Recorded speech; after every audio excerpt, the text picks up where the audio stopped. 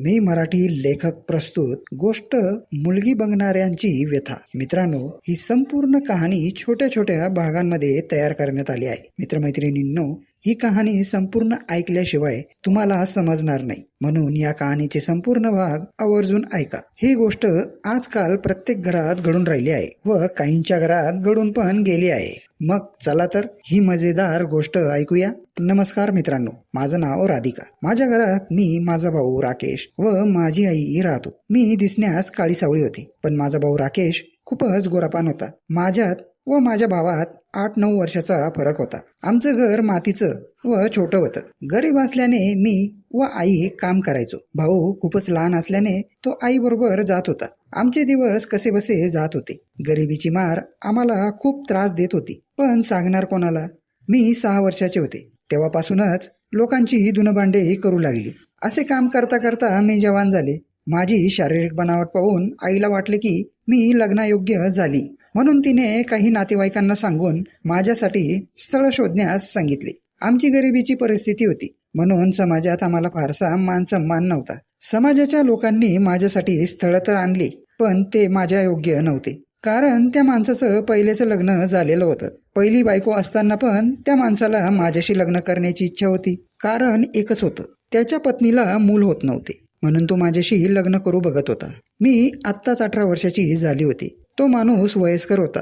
त्या माणसाची बायको दिसायला रूप सुंदरी होती. ते फक्त माझ्या जवळून मूल बघत होते. माझ्या आईला वाटले की या लोकांनी मूलबाळ झाल्यानंतर माझ्या मुलीला सोडचिठ्ठी दिली तर, म्हणून आईने ते स्थळ नाकारले. त्यानंतर मला बघण्यास कधी लंगडे तर कधी पांगळे माणसे येऊ लागली. आमच्या घरात माझ्या लग्नाची बोलणी चालू होती, पण नातेवाईक असे काही स्थळ दाखवत होते ते मला आवडत नव्हते. या सर्व गोष्टींनी आम्ही खूपच विचारात राहू लागलो. कधी कधी घरात भांडणी पण होऊ लागल्या. या सर्वांना वैतागून आईने एक स्थळ बघितले. तो मुलगा दिसण्यास चांगला होता, म्हणून आईने मागे पुढे काही न विचार करता हो सांगून टाकले. काही दिवसांनी माझ्या लग्नाची बोलणी होऊ लागली. आईनेच सर्व केल्याने व जवळच्या नातेवाईकांना न सांगता केल्याने ते सर्व ना बोलते झाले. आमच्या बरोबर कोणी पण नीट बोलत नव्हते. कारण एकच होतं, त्यांच्या मताने आई वागली नाही म्हणून. पण ज्या प्रकारचे स्थळ ते दाखवत होते ते आम्हाला पसंत नव्हते. ज्यांची लग्न पहिलेच झाली होती आणि त्यांची पहिली पत्नी पण त्यांच्या बरोबर होती, अशा माणसाने माझे काय हाल केले असते. आम्हाला नंतर कळाले की आमच्या चुलत मामांनी या लोकांजवळून चांगलीच मोठी रक्कम उकळण्याचा त्यांचा तो प्लॅन होता, पण माझ्या आईने त्यांच्या त्या प्लॅनवर पाणी फिरवून टाकले होते. याच कारणाने ते लोक आमच्याशी ना बोलते झाले. त्या लोकांनी समाजामध्ये आमची प्रतिमा खूपच विचित्र करून ठेवली, म्हणून समाजाची लोक पण आम्हाला मान सन्मान देणं विसरून गेली. आमची आई खूप चांगली होती, पण या नातेसंबंधांनी जी कहाणी समाजात पसरवली तिलाच खरं समजून समाज पण आमच्याशी मतभेद करू लागला. काही दिवसांनी माझं लग्न झालं व मी नांदायला माझ्या सासरी निघून गेली. काही वर्ष अशीच निघून गेली. तेव्हा मला कळाले की माझं लग्न एका नालायक माणसाबरोबर झालं आहे. पण घरची शिकवण होती की एकदा जर घरातून लग्न करून गेली तर सासरहून आरतीतच यावे. यामुळे मी माझं नशीब समजून दिवस काढू लागले. तिकडे माझा भाऊ व आई परत हालाकीचे दिवस काढू लागले. कसे बसे त्यांचे दिवस जात होते. त्यानंतर त्यांच्या जीवनात काय होत होते हे मला काही समजले नाही, कारण मी माहेरी जास्त जात नव्हते. नमस्ते मित्रांनो, मी राकेश. बहिणीच्या लग्नानंतर पुढची आमची गोष्ट ती कशी सांगू शकते, म्हणून आता ती माझ्या तोंडून ऐका. बहिणीचे लग्न झाले तेव्हा मी खूपच लहान, म्हणजे 8-9 वर्षाचा असेल. हळूहळू मोठा होऊ लागलो. आई दुसऱ्यांच्या इथे काम करत असल्याने आम्हाला पाहिजे तसा सन्मान मिळत नव्हता. मी पण आता 15-16 वर्षाचा झालो होतो, त्यामुळे दुसऱ्यांजवळ काम करायला जाऊ लागलो. त्यानंतर मला समाजाचा दृष्टिकोन समजला, म्हणून मी कामाबरोबर शिक्षणाकडे पण लक्ष केंद्रित करू लागलो. शिक्षणाबरोबर मी अत्याधुनिक तंत्रज्ञान म्हणजे कॅम्प्युटर शिक्षण घेऊ लागलो. पण ते घेताना आमच्याच समाजाची माणसं म्हणत की या बाईजवळ पैसा तर काही नाही आणि आपल्या मुलाला आधुनिक कम्प्युटरचे शिक्षण द्यायला निघाली. आईने विनवण्या करून माझं ऍडमिशन कम्प्युटर क्लासेसमध्ये केले. मला 6वी-7वी पासूनच कम्प्युटर चालवायला आवडत होतं, पण शाळेत अर्धा तासाच्या वरती बसू देत नव्हते, म्हणून मी कधी मधी चोरून लपून कम्प्युटर क्लासमध्ये जाऊन जे नवीन शिकायला मिळेल ते शिकू लागलो. दिवसामागून दिवस जात होते. गरिबीमुळे मला काहीच चांगलं वाटत नव्हतं. आमच्या मागे कोणी भक्कम व्यक्ती नव्हता, त्यामुळे दिवस वाईट चालू होते. मी देवाला दोष देऊ लागलो, वाईट साईड बोलू लागलो. जीवनात इतका संघर्ष होता की त्या संघर्षाचा परिणाम रागात झाला. मला छोट्या मोठ्या गोष्टींचा पण पटकन राग येऊ लागला. काही महिन्यांनी घरात अशा काही घटना झाल्या की मला घरापासून दूर जावे लागले. मी तेव्हा कॉलेजच करत होतो, पण परिस्थिती अशी काही झाली की मी शहरात शिक्षण घेऊ लागलो. शिक्षण घेता घेता मला एका नामांकित कंपनीत जॉब मिळाला. मला जॉब मिळाल्याने माझी आई व ताई खूप खुश झाले. काही वर्षातच माझी गाडी सुरळीत चालू झाली. त्या दरम्यान मी माझे संपूर्ण शिक्षण पूर्ण केले. शिक्षण पूर्ण झाल्याने व नोकरी चांगली असल्याने आता आईने सांगितले की लग्नासाठी मुलगी शोधण्यास काही हरकत नाही. नोकरी चांगली असल्याने मला वाटले की मला लग्नासाठी मुलगी लवकर मिळेल, पण अस्तित्वात तसे काही झाले नाही. आता इथून पुढे खऱ्या समाजाचा दृष्टिकोन मला समजला. मित्रांनो, इथून पुढील कहाणी संपूर्ण सत्य परिस्थितीवर आधारित आहे, त्यामुळे मुली व मुलांच्या पालकांनी यात वाईट वाटून घेऊ नये. मी नेटकी 24 वर्षाचा झालो होतो. घरात कोणी स्त्री पाहिजे, कारण माझ्या आईचे वय जास्त असल्याने व किरकोळ काही ऑपरेशनने तिला घरात जास्त आवरनिवर करता येत नव्हती. त्यामुळे माझ्या मनात आले की मला आता लग्न करून घ्यावे लागेल. माझी नोकरी IT कंपनीत असल्याने मला आत्मविश्वास खूप होता की माझे लग्न असं होऊन जाईल, कारण घरात फक्त मी व आईच होतो आणि आत्ताच्या मुलींना घरात जास्त माणसं पण आवडत नव्हती. त्या दृष्टीने माझ्या मनात गैरसमज झाला की माझे लग्न लवकर होईल. जेव्हा माझा पहिला प्रसंग आला मुलगी बघण्याचा, तेव्हा मी माझ्या मित्राला घेऊन मुलगी बघण्यास गेलो. मुलगी माझ्याच उंचीची होती, सुंदर व सभ्य वाटत होती. त्यामुळे नॉर्मली जसे प्रश्न विचारायचे तसे आम्ही पण विचारले. नाव, आवड, कुळ, गोत्र आणि काही किरकोळ प्रश्न. मी दिसण्यास मध्यम व गोरा होतो. बहुतेक मी मुलींना पसंत पण पडत होतो. मात्र तिचे आई वडील मला पसंत करत नसावे, कारण एकच, माझ्याजवळ स्वतःचे घर नव्हते. गावाला होते पण मुलीच्या बापाला शहरातच लागत होते. मी नेटकी 14,000 कमवायला लागलो होतो, पण त्याच क्षणी एखादा फ्लॅट किंवा बंगला घेऊ शकत नव्हतो. त्यातल्या त्यात मुलीचा बाप आम्हाला बोलू लागला, बरं तुमच्याजवळ घर नाही, मग गावाला शेती, बंगले, 4 चाकी असेलच ना. त्यावेळी मी खूपच उदास झालो, पण त्या क्षणाला मन घट्ट करून मुलीच्या बापाला सांगितले की आमच्याजवळ शेती नाही आणि 4 चाकी पण नाही. हा, मात्र आमचं गावाला मातीचं घर आहे. यावर मुलीचा बाप पायावर पाय टाकून टेकूजी सारखा बसला, जसा तो अंबानी झाला होता. कारण एकच होते की त्यांचे सिमेंट कॉन्क्रीटचे घर होते म्हणून. त्यात पण त्यांच्या स्लॅबला ठिकठिकाणी ठिगळ लावले होते. आमचा न सांगता पान उतारा झाला होता, म्हणून आम्ही नमस्कार घालून जाऊ लागलो. त्यावेळी त्यांच्या बाजूच्या आजीबाई आल्या व म्हणाल्या, अरे सध्या या खुर्च्या नेल्या त्या काय कायमच्या घरात ठेवतो का?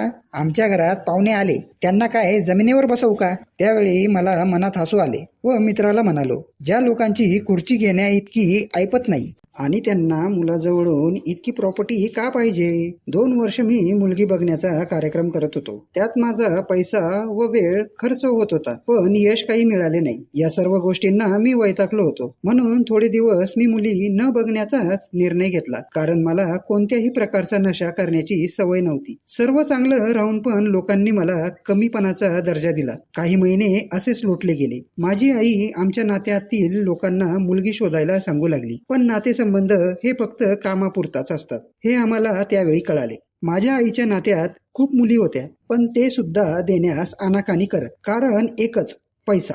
या पैशामुळे माझं जीवन फार दुःखी झालं होतं. त्यावेळी मला एक गोष्ट समजली, माणूस चांगला नाही तर पैसेवाला पाहिजे. मग मुलगी 16 वर्षाची का असेना, मुलीचा बाप डोळे झाकून देत होता, कारण एकच, त्याच्याजवळ पैसा आहे. या कलियुगात माणसाला पैशाचा रोग झाला होता. मुलीचा बाप आपल्या स्वतःच्या मुलीला विकू लागला होता. 50,000पासून तर 5 लाखापर्यंत मुलींची बोली लागू लागली. यात मध्यस्थी करणारे दलाल. आता मला लग्न करण्याची इच्छा होती, म्हणून एका मित्राने एका ब्रोकरला सांगितले. आता मी पण नातेवाईकांना सांगून थकलो होतो, म्हणून या ब्रोकरला भेटायला मी गेलो. त्यावेळी मला कळाले की हे लोक कशी आपली नस धरतात. मी व सतीश नावाचा एक ब्रोकर आम्ही एका हॉटेलवर चहा कॉफी पिता पिता बोलू लागलो. मी त्यांना म्हणालो, सर तुम्ही लग्न जमवून देतात? यावर ते ग्रस्त म्हणाले, हो जमवतो, पण त्यासाठी थोडासा खर्च होतो. त्यावेळी मला काही अंदाजा नव्हता, म्हणून मी नंदी बैलासारखा मान डोलत होतो. त्या माणसाने मला गुजरातची एक मुलगी दाखवली.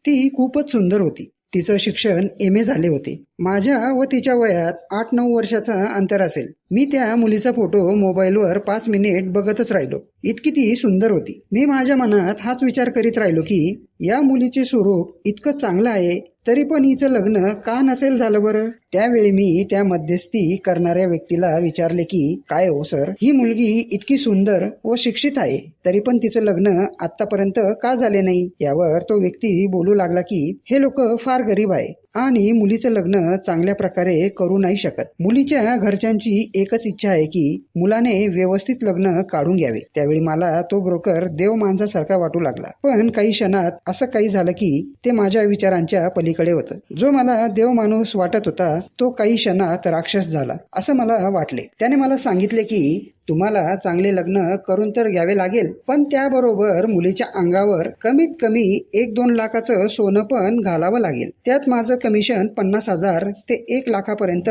जाऊ शकतं. आणि हो, अजून एक गोष्ट, जी माणसं तुम्हाला मुलगी देत आहे त्यांना 3 ते 4 लाख रोख कॅश द्यावी लागेल. असा तुमचा खर्च कमीत कमी 10 ते 15 लाख रुपये होईल. त्यावेळी काही क्षणांकरिता माझं डोकं सून पडल्यासारखं झालं. मी मनात फक्त 10 ते 15 हजारांचा विचार केला होता, पण 10-15 लाख रुपये ऐकून जसा मला झटकाच बसला होता. त्यावेळी मी खूपच रागात होतो, पण धैर्य ठेवून त्या व्यक्तीला म्हणालो, सर समजा माझ्याजवळ 10 ते 15 लाख रुपये असते तर मी तुम्हाला का मुलगी बघायला सांगितली असती. आणि हो, अजून एक, इतका पैसा माझ्याजवळ असता तर मी एखादा व्यापार नसता केला का. मुलीचा बाप इतका भिकारी आहे का की स्वतःच्या मुलीला लग्न मंडपात विक्रीसाठी बसवतोय. सर हे सर्व सोडा, मी संपूर्ण खर्च करायला तयार आहे, पण तिचं व माझं मन नाही जुळलं आणि तिने मला फारकत दिली. मग इतका खर्च केलेला पैसा हा कोण परत करेल. तुम्ही जर मला याची परत करण्याची वॉरंटी देत असाल तर मी कर्ज काढून लग्न करण्यास तयार आहे. हे ऐकताच तो व्यक्ती मला बोलू लागला की काय सर, लग्न टिकवणं हे तुम्हा दोघांच्या हातात आहे, त्यात मी काय करणार. तेव्हा मी म्हणालो, सर जर लग्न टिकवणं आम्हा दोघांच्या हातात आहे मग त्यात तुम्ही 1 लाख कशाचे घेत आहे. सर मी पण मान्य करतो की पैसा लागतो, कारण तुम्ही तुमचे काम सोडून 2-4 दिवस आमच्या बरोबर फिरतात, पण 1-1 लाख 4 दिवसात जर लाख रुपये मिळणार असतील तर मी पण असा धंदा करतो ना. पहिलेचे लोक म्हणायचे की कोणाचे पण 2चे 4 हात करणे हे पुण्याचं काम आहे, पण आता लोकांनी हा धंदा मांडला आहे. मॅरेज ब्युरो पासून तर तुमच्यासारख्या एजंट लोकांनी चांगल्या व होतकरू मुलांना तर डिप्रेशन मध्ये टाकलं आहे. आम्हा मुलांना दारू, सिगरेट, गुटखा इतर गोष्टींचा नशा करण्याची सवय नाही, तरी पण आम्हा मुलांना मुली मिळणं कठीण. कारण काय आहे सर माहिती आहे का तुम्हाला. पहिला मुद्दा म्हणजे आमचं वाढलेलं वय, व वयात लग्न करायला गेलो तर मुलीचा बाप स्वतःला अंबानी व आम्हा मिडल क्लास मुलांना त्यांच्या कंपनीत काम करणारा मजूर समजतात. त्या व्यक्तीला माझं बोलणं काही आवडलं नाही व तो बोलू लागला की सर आजकाल मुली मिळणं कठीण झालं आहे, पैसा खर्च कराल तरच मुली मिळतील. यावर मी पण बोलू लागलो, सर मुली आहेत हो, पण लोकांनी धंदा मांडला आहे, मुली कमी आहे, मुली कमी आहे. मी पण मानतो ना मुली कमी आहे, पण चांगल्या मुली कमी आहे. आमच्या काही बाचाबाची झाल्यानंतर तो एजंट तेथून निघून गेला. मी मनात एकच विचार करीत राहिलो, जर लग्नासाठी मुलीचा बाप पैसा घेत असेल तर त्याने त्याची मुलगी वैश्यवृत्तीच्या धंद्यातच पाठवली पाहिजे.